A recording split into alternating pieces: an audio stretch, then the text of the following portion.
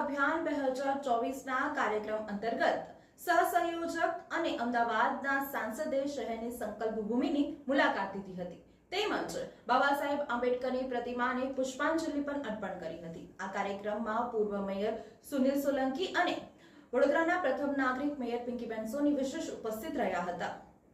Bharatiya Janata party દ્વારા સદસ્યતા અભિયાન 2024 અંતર્ગત સંગઠન પૂર્વમાં શહેરમાં નવા સભ્યો બનાવવાનું અભિયાન શરૂ કરાશે।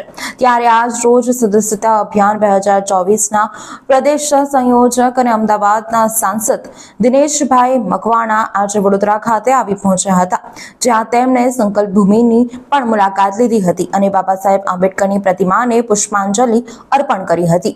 આ પ્રસંગે તેમણે પૂર્વ મેયર સુનિલભાઈ સોલંકી દ્વારા સંકલ્પ ભૂમિની જગ્યા તથા વિકાસ કરાયો હતો તે વાત કરી હતી।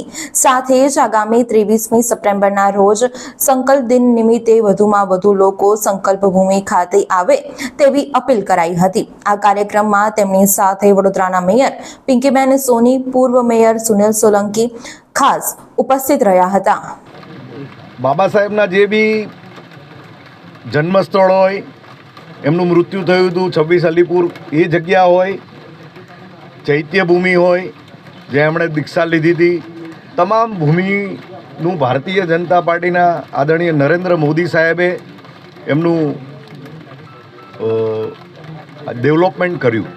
મને આનંદ એ વાતનો છે કે જ્યારે અમારા ભારતીય જનતા પાર્ટીના આગેવાન 2006ની અંદર આદરણીય સુનિલભાઈ મેયર હતા ત્યારે આ જગ્યા ફાળવવામાં આવી અને ભારતીય જનતા પાર્ટીના મુખ્યમંત્રીઓ દ્વારા કરોડો રૂપિયાની ગ્રાન્ટ ફાળવીને આ જગ્યાનું ડેવલપમેન્ટ થાય અને ઇતિહાસની અંદર બાબા સાહેબનું વધારે એક નામની અંદર આ ઉમેરો થયો છે। ત્યારે મારા પાર્ટીના આગેવાનોનો પણ હૃદયથી આભાર માનું છું અને આ સંકલ્પ ભૂમિની અંદર 23મી સપ્ટેમ્બરના રોજ લાખો લોકો જેમ 14મી એપ્રિલ 6ઠી ડિસેમ્બરના દિવસે બાબા સાહેબના સ્ટેચ્યુએ ફુલાર કરવા માટે, એમને શ્રદ્ધાંજલિ આપવા માટે જાય છે, એમ સંકલ્પ દિનના નિમિત્તે પણ લાખો દલિતો વડોદરા નહીં આખા ગુજરાતમાંથી અહીં આવે છે, એનો અમને આનંદ છે।